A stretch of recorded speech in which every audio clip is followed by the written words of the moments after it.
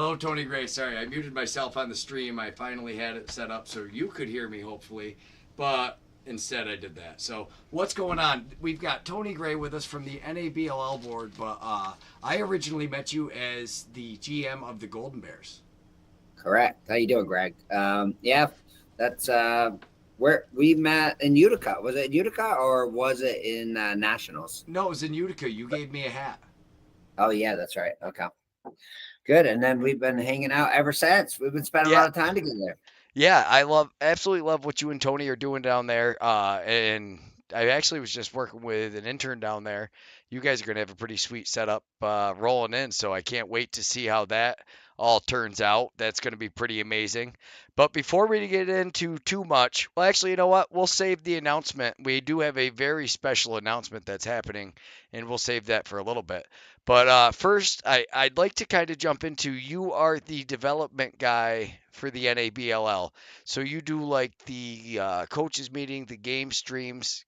Would you mind kind of telling us what you get? So if you're, say, I want to start a new team, what is the development deal that you would be telling me about? Oh, okay, so great question. So we kind of developed some tools. Like we would give you a budget and spreadsheet, kind of showing you like if you wanted to go bare bones to just get going, how much it would cost, or if you wanted to put all the bells and whistles and drive like like a high end car, you could.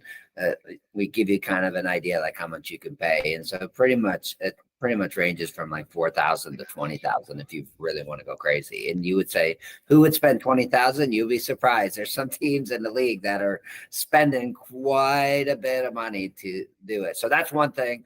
Another thing we send is like kind of like all of the tools you need to get started and think about when you're actually starting a team, like the nuts and bolts, like how to think about a logo and how to book a rink and where to find referees and various resources. And then we also give you like a tip sheet showing you like all the benefits of being a member with the NABLL.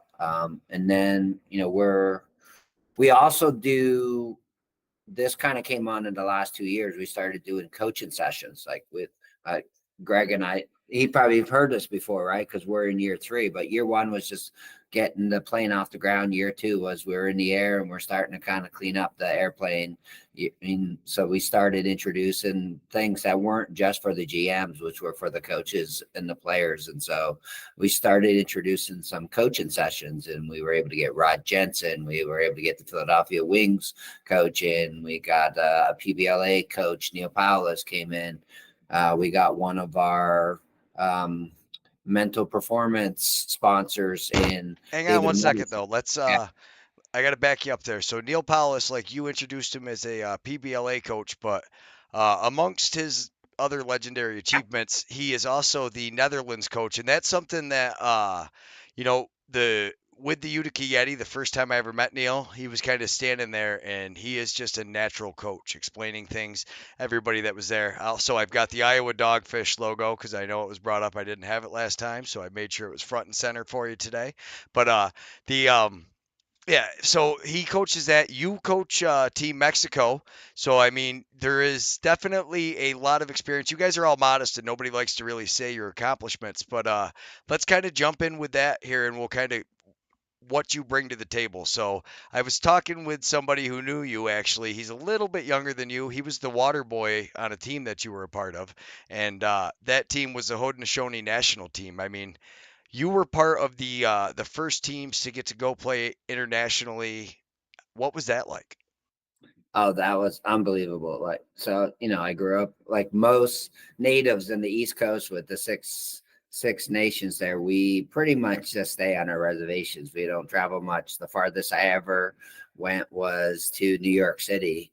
And then all of a sudden, when I'm 17 years old, I make the Haudenosaunee team, and it was called the Iroquois Nationals at the time. And they're basically telling me, you're getting a chance to go to Australia. So as a 17-year-old, get a chance to go to Australia for 3 months, 3 weeks, and I was just ecstatic. And then that journey, once you kind of get into it, the journey kind of continues, right? So we went to Australia when I was 17. I continued to play at Hobart, keep my skills. I played with the Toronto Beaches and the Brooklyn Redmen, so I was staying sharp. So for anybody who's new to, oh, sorry, I thought I had that in the studio mode. I didn't realize it was popping up on both screens. Anybody who doesn't know, Toronto Beaches, that's a junior and senior program up in Canada. You're talking like the CLA kind of Canada rules, but getting to play for, what is it, the Man Cup essentially, right? Or are you talking juniors Founders Cup? That's Minto Cup for Minto. the Beaches, and then it would be Man Cup for the Brooklyn Redmen. And so I got to play with both of those, which was a great experience. Got an opportunity to play with the Rochester Nighthawks well, I shouldn't say play. I made the squad that first year of Brooklyn. I mean, the Rochester Nighthawks. I didn't break out onto the floor, but and it was Barry Powless, which I'm not sure if that's Neil's brother or his cousin, was the coach at the time when I was on there. So that was a great experience. So then that picture you put up was when I was 21, we got to go to England. And so that picture, yeah, that was halftime of one of the games. We were just kind of talking about like, what we needed to do. I can't remember which game that was, but we're pretty relaxed. And the coaches are, it was a good coaching staff, and they basically, they asked for a lot of players' opinions because there's a lot of guys in there that were players that eventually went on to be coaches, like Mark Burnham, who played at he was at the IMG, and he played for Syracuse, and he's done a lot of programs, and there was a lot of other coaches in there as well that were players at the time, but a lot of great input. So yeah, and then if anybody's wondering, that's you front and center, right? Actually, no, that's not me. That's Owen Benedict. You may know Mikey Benedict, who coaches at Thousand Island Spirits. Yeah. I believe that's his brother with his hands on his hip. Owen. Okay. I thought you were 17, so yeah. You were. Oh, actually, I am 17. Maybe that is me. That's 17. Oh, okay, so that is me. I guess we look like Owen Benedict from afar. That's amazing. Yeah, this 17. Yeah, okay. So I was gonna say, because that's how I knew you were 17. Is I was like, I'm pretty sure I need to put my glasses on here. So was this one in Perth then? This one was this one was in England. I think that was in England as well, I believe. All right. No, that one was in Australia. That one was in Australia. The jerseys are much different. Yeah, and the helmets. Yeah, the old school helmets I was just noticing. Yeah, that's a good one. So who is it in this photo with you? So this is one of the Gate brothers. I want to say it's Gary, but I can't really tell them apart. But this was actually in Australia after one full day of competition. This was Gary, because Gary liked the kind of party more than Paul. Paul was a little more chill. And so we are all sitting around just singing and dancing, and he came over and just jumped right in and had a blast, and somebody gave him one of the ribbon shirts, and he was part of the group, except when we brought our Woodies out. That's when he wasn't part of the group. So this picture right here is my dad. So a lot of people don't know. I grew up an Akwesasne, half native. My mom was Lithuanian German. I got more of my mom's features, but my dad's a chief and medicine man on the reservation. Very, very active. Like, I don't even try to call him during the day. I'll never catch him. But he came down to Virginia, and I was running a camp, and he came and just did a ceremony, because it was common when we were growing up. We would do ceremonies where we'd play lacrosse. We'd make a special ball for somebody that was either sick in the community or were just having bad luck. They would host the game, you would play, and it was always the elders versus the youngsters, whether it was 16 and 17-year-olds playing. In that case, the elders were 17-year-olds. You played the three, and the elders always won.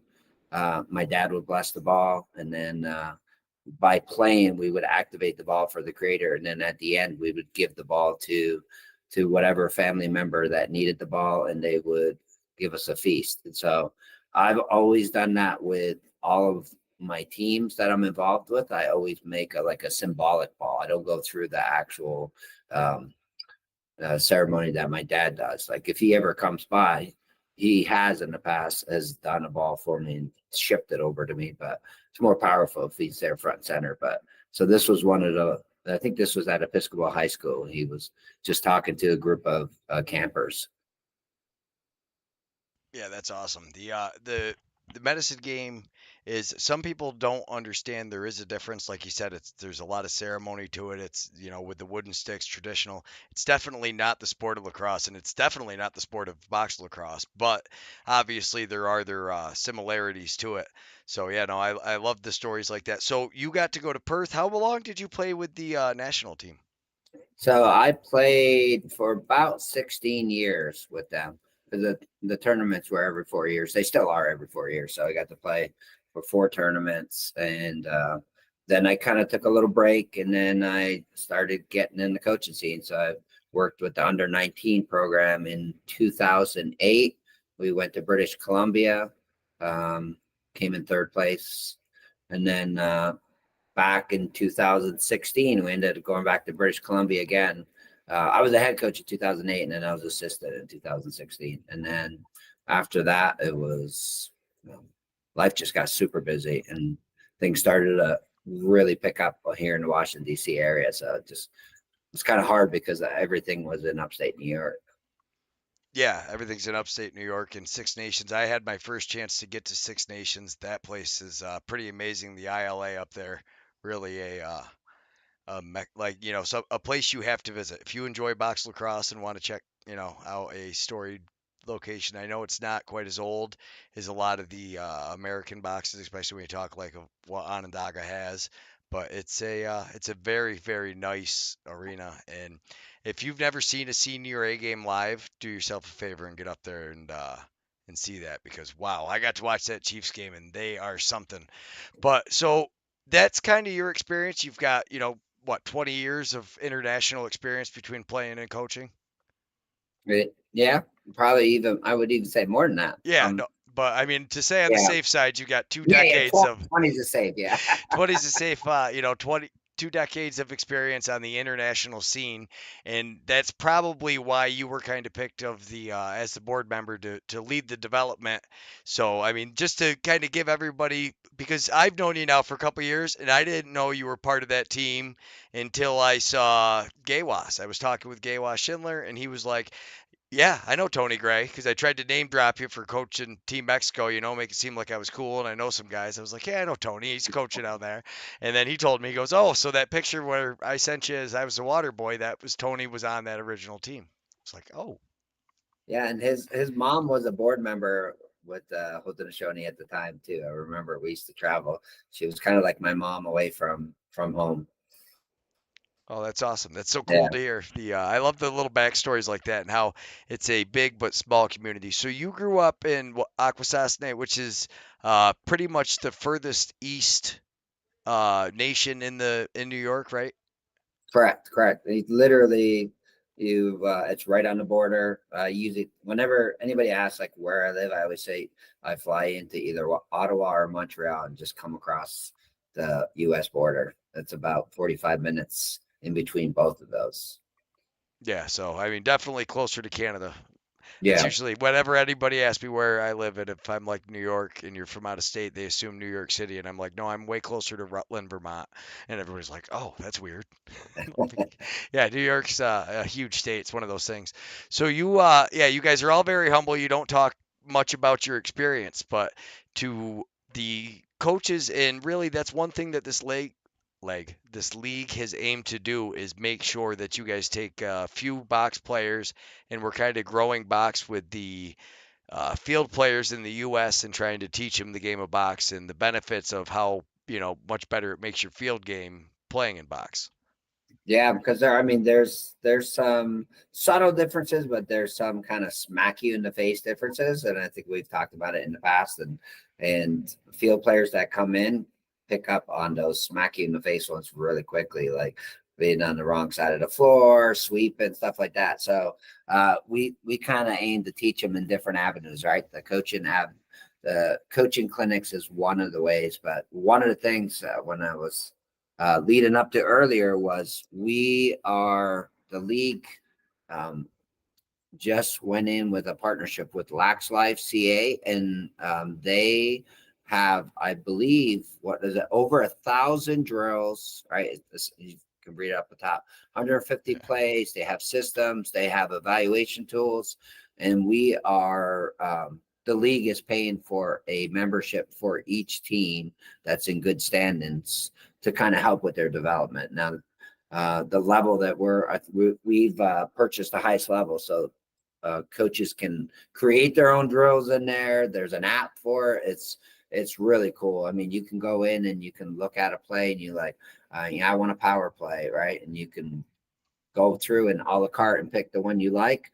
And that thing might be indexed to go with a whole practice plan where you're working on it, and it'll show all the different things.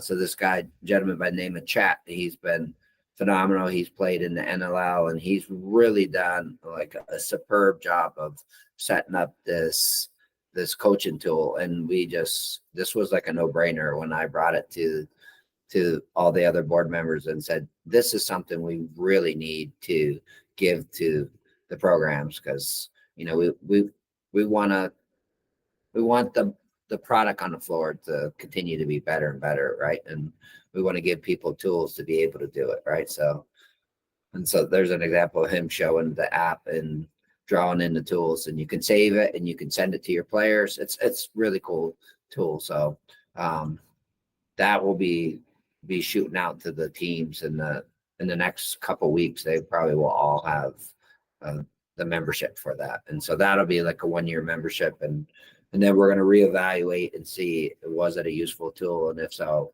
at our league meeting, that end of the year meeting where the GMs can kind of talk about, if they liked it or not, and then we can pursue whether we want to continue to do that.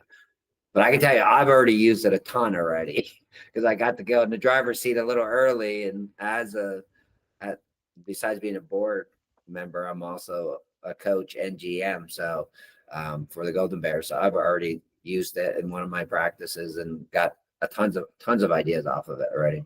Yeah, no. So I mean, we'll talk about the Golden Bears real quick because you Yeah, might as well. You just said that. So this is yeah, how I originally met you, was the Golden Bears. I loved the logo. So you were saying you were part of the Bear Clan, and that's how you guys came up with the Golden Bears. yeah, yeah. So Scott Joyner, when he asked, like, we want to put a league together, or we want to put like a region together, would you run it? And then he said, we really want to pay homage to Native Americans, which I really can appreciate that. He was thoughtful like that. And so he has the Maryland Arrows. And so I was like, well, started brainstorming and like, well, how about just the Bear Clan? That's pretty freaking cool. And then let's just throw Golden on there to make it a little bit more, give it a little bit more pizzazz. And so the Golden Bears emerged, and we're on year 4 together as a group. Yeah. So you guys, you guys, have you ever been able to beat the Wild, or So is it? our first year when it was with the IBLA, we won the region, and then we went to Florida, and then last year we lost to them in the finals, and then the year before we lost in semifinals. So we placed like 1, 2, 3, right? So in the league, and so there's 4 teams here now. There's been 4 teams. The Cannons came on last year as a new team because we were busting at the seams. I think I had 58 in my group, and almost all 3 teams had like 50 plus. And we were running an A and a B league last year. And so like, let's just create no brainer. Let's create a new team. I mean, I wouldn't be surprised if we have 2 more teams in the next 2 years. I mean, we're in a hotbed of lacrosse, and if you think about all of the schools around us, Johns Hopkins around us, UVA is not far from us, Maryland's right around the corner, Towson, we got Loyola, we just got high level players Yeah. all over the place. Yeah, no, and so this is something that you kind of do too. You run a coaching program where Piranha Lax is something, if anybody wants to check it out, that's probably the easiest way to get in touch with you besides the email through Yeah, what is it, development at NABLL, right? Development at NABLL, you can get to me, or you can go on, either the Golden Bears Instagram or Piranha Lax Instagram. You can find us. But I really enjoy coaching. I love development, no matter what level it is. And so, um, once we started box, and I never really thought about it till after I kind of went through my playing journey, was that box lacrosse was a critical component to my success as a field player. And we're in a very field heavy area, a hotbed, but box lacrosse is not heavy right now. It's in its infancy in this area. So I'm really trying to take it upon myself to kind of coach the proper way, because we've seen, like, I remember moving in this area in 95 and going to play box lacrosse, and it was a field lacrosse net, and we were just running around. It was they were just calling box lacrosse because it was in an arena, but they were playing field lacrosse, and it's still been like that. You can still find that in many places in this area. So I was like, all right, let's get rid of these field lacrosse goals. Let's really start teaching players how to do it. And because of the box lacrosse has so many great skills that will help you when you get into field lacrosse. I remember people used to say I was a flashy player at Hobart. I'd never really realized why they thought I was so flashy. I couldn't understand it at the time. But then it was my natural moves that I did in box lacrosse came out to the field, and you're telling me you're giving me the bonus of an extra 2 feet all the way around the net, and I've been used to scoring in little corners, and And you're less giving me pads, yeah, way in less less pads. pads. Yeah, and I just used to remember defensemen couldn't do anything on me that I didn't see in the box lacrosse, like 10 times more physical. So it was like, and you see that if you watch any of the Canadians or How any of the how Golden old were Show you when play. you how old were you when you started playing field? Because I think that's something that like you're talking about, but I don't know if everybody realizes. Most of the Canadians and the Haudenosaunee players, you start middle school, high school age. Yep, exactly. We pretty much do box for our elementary, and we go through the system and build up that way, and just kind of like the hockey minor system. It's the same exact thing. We just bump up through it, and box across on our reservation is still much bigger than field across. My high school, we would go like 18-0, and then next thing you know, we could hardly field the team for playoffs because box lacrosse season started, and everybody's like, all right, now the real fun begins, and people wouldn't show up. It was like unbelievable. I could not believe it. I'm like, hey, we're going into playoffs like number one, and there's like nobody on the fields. So Yeah, that is it's I love it because so I get to follow the Can-Am a lot, and I absolutely love the Can-Am. They play I call it the Onondaga style. I'm learning it's very much a Haudenosaunee style, that backyard style.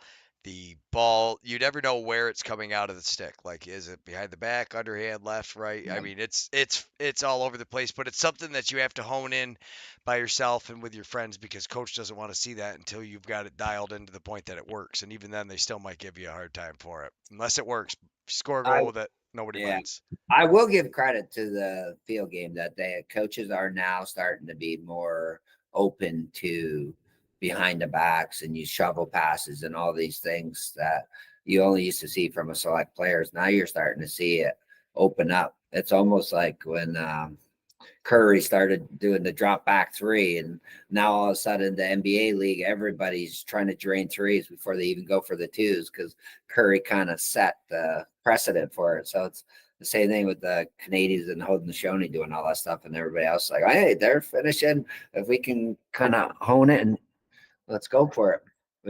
Like I said, the coaches have been open to it, and that's the big thing. Yeah, 100%. I mean, having that is huge. And so the season is officially underway. We've had some teams kind of playing some games. It looks like what, two games in the league so far? The Yeti and the are the yeah, it's the Thousand Islands, Yetis. right? Yeah, and Thousand Islands have both played. And I think Pacific Northwest is going to be kicking off in a couple of days too, as well. Yeah, yeah, because that's these guys played Yeah. and 14-9. So I mean, I don't know, how did these guys fare against the Seattle Kings last year? So Seattle Kings have pretty much have been the top dog in that region, and so they're slowly starting to close the gap, but they're really working on developing the players, and so like that Lax Life tool that we're talking about, I think is going to be very critical for their development as they continue to move forward. Yeah, and this was a very different game than the start of last season, where Paper City beat Thousand Islands in the first game. Second game was pretty close as well, I think, towards the end. But yeah, 17-5, and I know Jobson's been posting some highlights. We might get on and check some of those out in a little bit, and kind of go through it. But so when does your guys' season start down there in? So we're kicking off on the 13th, so in about 9 days. Yeah, so we kick off, and we have an arena that's ice arena, so we have to wait for it to melt. So our first game is going to be an outdoor, so it's kind of like the NHL. We're going to be switching it up a little and trying an outdoor venue for the first time. So that should be fun. And then we pretty much roll every Thursday for a good amount, and then we take a couple weeks break just because the Ocean City tournament, Lake Placid tournament, a lot of these guys are still playing a lot of field lacrosse, so we got to recognize that. And then we pretty much wrap up, I think, August 1st, 4th, and 5th is our finals. Yeah, and you guys all play together on Thursday nights, and you scrimmage. It's not scrimmage, but you all have one arena that you play One at. arena, Everybody yeah. meets at. Yeah. Yeah, it's a good setup. We all have our own dressing rooms. We rotate them every year. We got same refs, same facility. We usually get a good game management staff.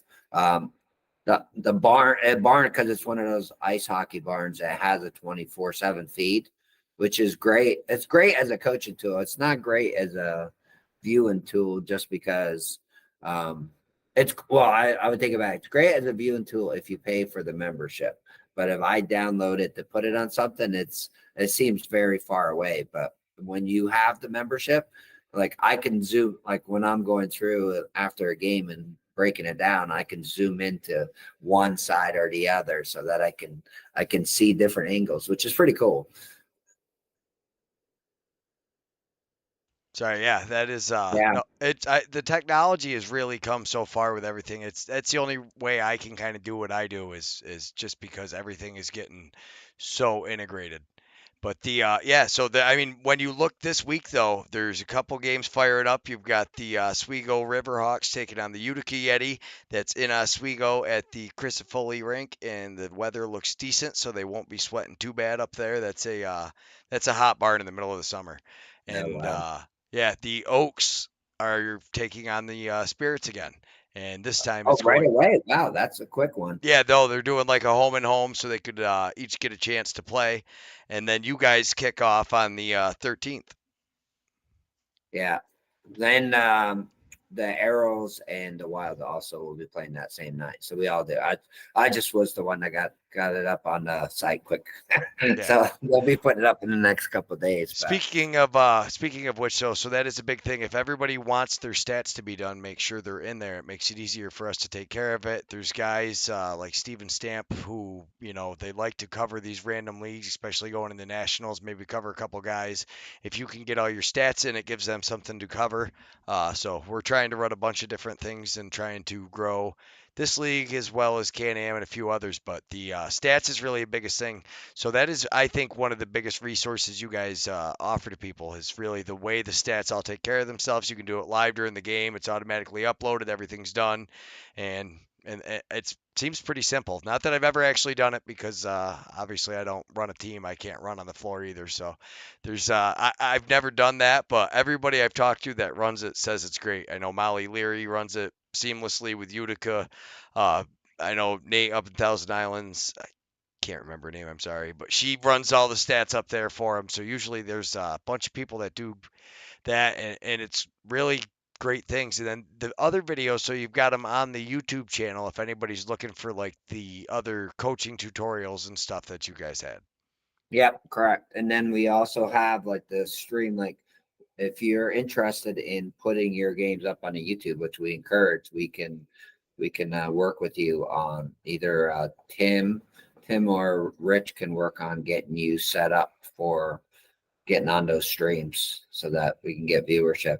I was kind of going on there looking around, just seeing the podcasts and different things. And it's pretty cool to look in there now and just scroll and see naval game after naval game, podcast here, just highlights there. It's starting to really populate. And every year when we do our new membership report, we talk about the stats, and the stats just keep perpetually proportionally getting bigger and bigger and bigger. So we're excited about that. The more eyes, the more it's better for the league, right? Oh, absolutely. Yeah. That's really what you're trying to, that's what most of these guys are trying to do is you're trying to learn stuff, and you got a lot of these guys trying to either make it to the next level or see how they compete really against other guys. And then for some of these guys, it's just that pure love of the game. They're doing it forever because it's what they love to do. All right, so I think it's time to make the big announcement. What do you think? I think so. How's our viewership? I can't see anything on our side. Well, we've only got 3 on now. I Only think, three. yeah, Wow. I think the problem is we're early into this and teams are starting to find it, and actually we didn't post it on social media, so I think that's where a lot of our viewership ends up coming from. But Okay. most of actually 90 probably 95% of the views come tomorrow while guys are at work listening to this. Okay. Is Great. I think, or guys driving to work, but I know all the views we usually get on these, a lot of them are tomorrow. We don't get too many guys in the live. Sometimes we will have a few, but most of the time it ends up going that way. So without further ado, Nationals will be the 23rd, the 25th in Utica. Yep, Utica. So I think we thought about a lot of different avenues, and we really thought about like locker facilities, bathrooms, having a good experience, right? They with Plus, how cool is it? The Worlds are going. The the Worlds are going to world, be this. yeah, Yeah, the worlds are going to be there. So there's going to be, I think from a marketing standpoint, we're going to get a lot of viewership from that, because that's going to be like, we're in there as the worlds are building up. Right. And so I think people are going to start getting excited and kind of watch our product and then see how that translates over when the countries come in and play each other. well, you've got a ton of guys that'll be on different national teams. We're going to try to get a list of all of them that are going. But we've got Matt Phillips in the comments said Harry from Akwesasne. Not sure if Very that. cool. I think he's trying to tell me there was a picture going around, whether it was Ernie, a goalie pitcher. I think that's what he's talking about, and it was either Ernie or Harry, Ernie Mitchell or Harry. And in Facebook, we were trying to figure out who the goalie was for one Gotcha. of the Thunder team. I think that's what he's talking about, because I remember Ernie and Harry were going in there. But Ah, yeah, Utica. I think Utica's gonna be really good. My team Mexico has, I would say, when we were doing the tryouts, it was 7, maybe 8 guys that play in the NABLL league, and there may be even more now this year, because the guys that made it right there, they want to get experience. well, you Right? want to get there. You want to play on the turf you're going to play on in a couple of months. So yeah, I think Yeah. that is a big thing too. You'll be able to kind of push everybody to get there, experience it. So you guys, when you came up, the Nexus Center was still under construction for the Golden Bears. You guys Yes. came up. We played in the odd. Paul forgot to shut off the YouTube stream. That's okay. You guys put a pretty good handle on us, so that's okay. We don't have that video.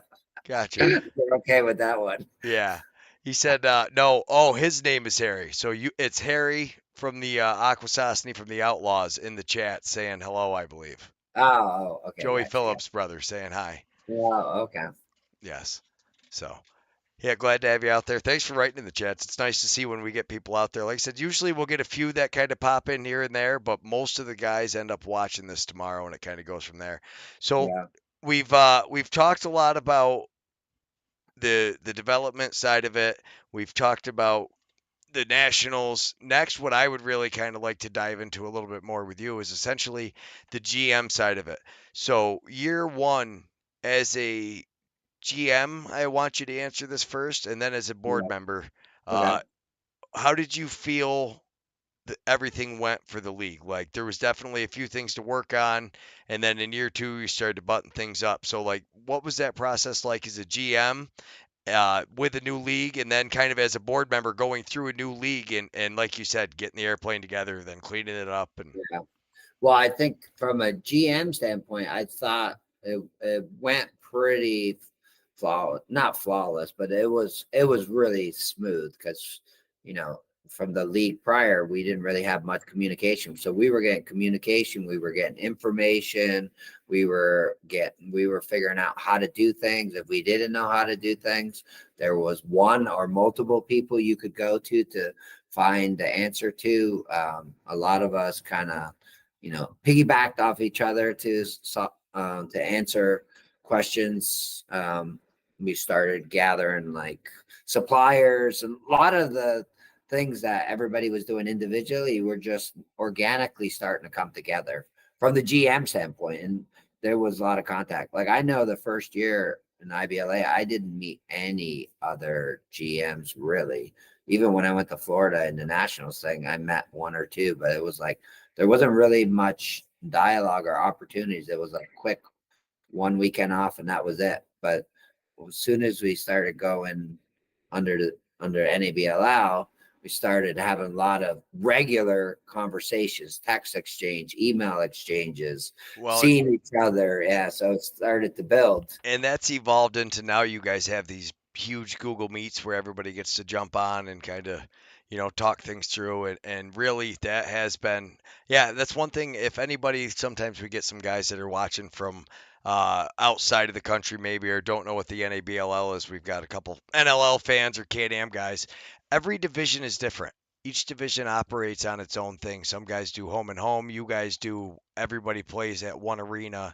So I think that's really cool for the GM. So as a board member, we went to Ohio, had nationals pretty much without a hitch. We had one little scoreboard issue that was cleared up right away because of the stream. But as a board member, how did you feel that year 1 to year 2?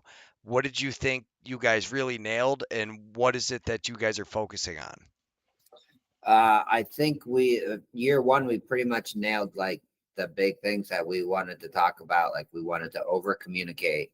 We wanted to try to make it as equitable as possible. And we wanted to make it a GM led league. And I feel like we kind of hit that. Did we do it 100%? No. But I think we were really good at pivoting whenever something came up too.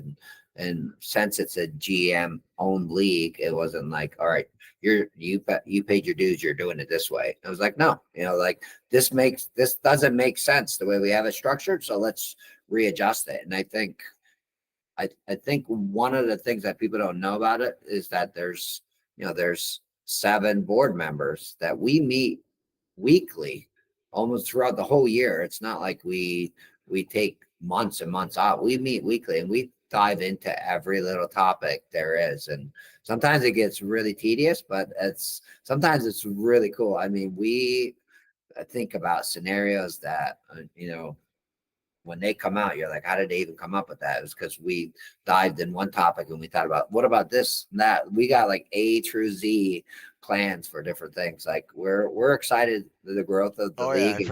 I've heard the whiteboards get quite filled in some of these meetings, and some of these Yeah, will go on for quite a ridiculous amount of time, which definitely happens. But I mean, so this will be the first year. The last 2 years we've been in soccer style facilities, kind of making sure we were in the center of the country.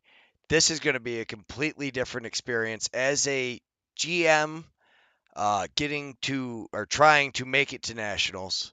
What is one thing that you would really be? I mean, is it probably because you're going to be there and it gets you guys a chance to get in there ahead of time and get ready for Mexico? Is that probably the biggest benefit of it, or is it more just because it's such a cool place where everybody's going to be able to play? We've got a camera set up there where everybody's going to get streamed. Everything should be pretty seamless. I mean, state of the art. It's only what, 2 years old? yeah. I mean, I would say from a GM standpoint, I'm a New Yorker, right? That's where I came from, upstate New York. So to kind of go back into New York, which I know a lot of my family will travel down. to come watch those games. I know they're coming down for Team Mexico already, but to come down for twice, that would be great if I could go down there early for the Nationals and then go again for Team Mexico. That and me, that would be a great experience for me and be great. I don't know. Try Yeah. not. I don't even know how to put it in words. It would. It's just awesome to get to go home and bring it home, and Yeah. it's something that now, I mean, how long have you been out of New York? So I moved away in '95. So I've been gone pretty much since I graduated 30 college. years. Yeah. So, So yeah, I go back once every 2 years, maybe once or twice. So not very regularly, but I try to knock on all the doors when I go home, try to see as many family members as possible, but it's not always possible. But I know New York, like box lacrosse is a cultural thing there, where other places it's a game being played, right? So it's a little extra special when you're kind of playing games in New York, right? Like people come to watch the games because of they enjoy the experience, right? yeah, no, yeah, there's people that like go to the seniors games and stuff that don't have anybody that's even playing. I mean, for the most part, everybody's kind of got a cousin or a nephew or something like that, but there's guys that you just see at every game that are just faithful senior B followers. Like they show up, they support, they buy their 50-50 ticket. It's every game's a little party. Now, that is one thing is locker rooms. So this will be the first year with each team being able to be in a locker room while you're there. Yes, that is correct. So that was a big thing. Teams have complained about that or have said their Suggested. piece. It would highly suggested, right? So that was a factor, right? It is a challenge. Like we look through all these different arenas across the U.S., but let's just be frank: the U.S. does not really have a lot of facilities that are built for box lacrosse. The East Coast definitely is better set up than that, but across the country, it's it's not that. Where a lot of soccer facilities, like you said, that a lot of performance facilities that are just kind of being tweaked to make it work. But Yeah. Making the best out of yeah, what you can, kind of, and just kind of making yeah, it work so everybody can get in there. Last year we ended up with scaffolding. I just know this year, for our perspective, this is the best setup we've ever had. So from for the streaming and stuff, oh because yeah, so we've been in the Nexus Center so many times. Essentially, we should be able to get it set up, I think, so it'll be played on the TVs at the bar. Everybody will be able to hang out. It's a pretty cool atmosphere because we're kind of in a suite there too. So we'll be able to get some player interviews. We've got wireless mics now, so Blue Squatch is upgrading at the end of games. We'll get nice. the ceremonies and everything. It'll yeah, it's really kind of kicking it up a notch, but it's been a blast, and we've hit 42 minutes, Tony. So we've been trying to keep these to 45. Amazingly, we're Okay. pretty. I just happened to look over at it. We're pretty close. I want to try to keep it on there. But the best way for anybody to get in touch with you via whether it's a coaching program is either the director at NA. I'm not sorry. Rachel, Development. yeah, Rachel Losermind. Sorry, Rachel. I promise it's not the director one. If you want Tony, you want development at NABLL Yeah, .com, and then or through that Piranha Lax. But you do a lot of team coaching and stuff. So any of these new guys, if you have a team and maybe don't have the best box experience, also they've got a pretty good archive going through the old YouTubes. You guys have a few videos. You've done some Google meets that you guys have put up there. So you had Coach Day. Like I said, we went through your coaching experience, and you've had Neil and you kind of did one together once too, didn't you? yep, yeah. Neil was the first one. He was when he like that's why I said with the PBLA when Yeah. he was running. What was it the Bigminton Yeah, the team? He Bombers. was running the Bombers. So when they were in the thick of things, he came on and showed some stuff, and it was kind of cool to see the different perspective. Rod Jensen, who was with the Langley Thunder at the time, he came on and gave some great perspectives. So those are all up on the YouTube stuff. I will say one of the other things, switching topics, was I just got off the phone yesterday with Evan Cree, who's with Traditional Lacrosse, and he is he's already working on the next national cup. I don't know if you remember how that cup looked, but we're gonna try to make one similar with a little variation to it, and then also we're gonna try to add another little extra piece of the cup so that we can start to. You'll be able to see who's winning every year, kind of like how the Stanley Cups they Well, kind of. right now, you guys really could just put a little check mark next to the Wild. I mean, Oh, don't say that. As a Golden Bear in my region, this I'm is just, the GM hat on. okay, all right. So GM hat on, I'll give you that. But right now, I'm just telling you. And I last year, I let Tim talk me into them power rankings and start. Well, maybe the Wild aren't the Wild. And you know what? I've already committed now. I'm done with it. I will not talk any crap. The Wild are the Well, champions until somebody beats them. they're a great program. So it's I've always been a big believer in playing the best. So I'm fortunate that we have really strong teams in our region. So I'd rather be weathered It whenever we're playing. Yeah, it better prepares you for Yep. being ready for, you know, when you get to nationals. That is one thing though. So the nationals ends up being a lot different than for some of these teams with the home and home, just because and it's the running time. It is a little bit different of a thing. I was trying to find the trophy is what I've been looking for Oh, okay. from last year. I was like maybe I could find it real quick and pull it off, but apparently I'm not that organized. Yeah, no, that's okay. No, it was a beautiful cup. Make somebody look for it so they can. We'll Yeah. see. We'll start promoting it as it Yeah. gets closer. So. Absolutely no, they're great over there. I've talked to them a couple times. I love that. He was awesome. I introduced myself once. He was vending, I think at Laxnai, and I went over and I was like, "Hey, I'm the Blue Squatch guy, and love what you do." And he was like, "Oh, cool." He was awesome. Yeah, and But there's another modest guy that just sits in his garage and just pumps out these sticks left and right. And he actually has a lot of like laser engraving and stuff. Like he gets more excited with like building like the trophies and stuff like that because he kind of gets to play a little, right? So he the makes a sticks are yeah, he makes a lot of cool. He made the one for yeah. the Nations Cup for the NEI. Yeah, he does a lot. The sticks are great, and I'm going to get one someday. I did talk to him about maybe doing some advertising where I could just get a stick deal, but we'll see. You got I one? Yeah.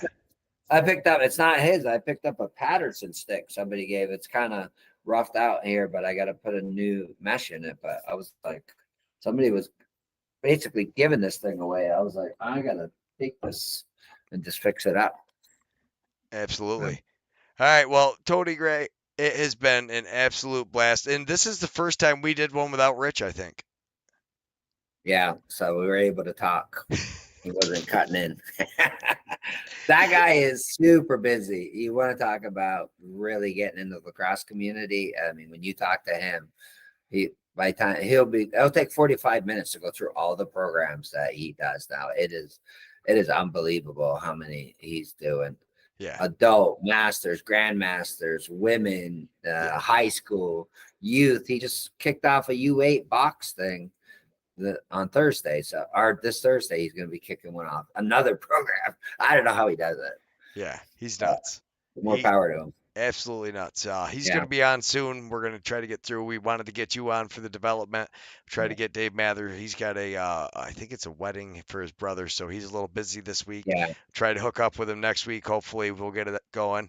But I will let you close the show out, and everybody else, we will see you next week. The show will be at 8:30 on Tuesdays. We're going to do it weekly. Start sending your highlights. Make sure you tag the NABLL because we're going to start going through. It'll be one of the first things we do on the show is we're going to go through everybody's social media. So tell us where you post your stuff, and we're going to just start going through your social media. We'll start doing league highlights that way. We're going to go on the website and kind of go through the scores and just keep everybody up to date with what's happening in the different regions. But if you have a team in this league, whoever your social media person is, put it up here so we can make sure we see it. And watch out for Greg's all his productions here. I would call him Blue Squatch Productions, man. He is crushing it everywhere he goes. If you want to watch some box lacrosse, you're probably gonna find it Blue Squatch Productions. So just go to his site and games. I know I'm gonna start watching some games here to kind of gear up for the season. Yeah. So Well, thank you very much. Yeah, we got Junior B in Onondaga. Very special game. My nephew's going to be his first time like playing a legit Junior B like box game. A little nervous. He's only 17. He's a big kid. He's strong, so he should be all right. There's actually a bunch of guys in the league. He goes down and plays pickup with some of the Collar City guys, but they it's a little different, at that level, that junior B. You're playing against some 21-year-olds that have been playing for a while. Whew. Yeah, the adrenaline will get them through it. They'll get them through each quarter. Absolutely. I'm so excited for him, though. This is going to be it's going to be an absolute That's blast. awesome. And you know what's really crazy too? All of that only happened because of the NABLL, because they were formed. Hot Rod was part of the team, so I met up with those guys. Yeah, it's a lot of weird things. Like Blue Squatch Productions has. So it's so funny when you think about it, though. So all of these Can-Am games and all these minor games we've gotten now streamed is only because a bunch of crazy guys like you were like, yeah, come on out if you think you can stream it. And I was like, should we rent a camera? And you're like, we don't have a budget. And I was like, okay, it is what it is then. We've got one. It's not great. But now we have two together, right? We're growing together. 100%. We got two nice ones. Like I said, it'll be a legit stream for both things. That's the other thing with it being in Utica. Huge shout out to Paul Necker and his kid and his son's buddy. They've been gonna work with us all summer, and they'll be able to run the other rink. It's gonna be awesome. I can't wait. I don't want to say anything on behalf of the board because I will let everybody else make their announcements. But I think we've been saying goodbye for like 10 minutes. It never fails. Yeah. All right. Goodbye, everybody. All right. Take care. Thanks for coming on the show.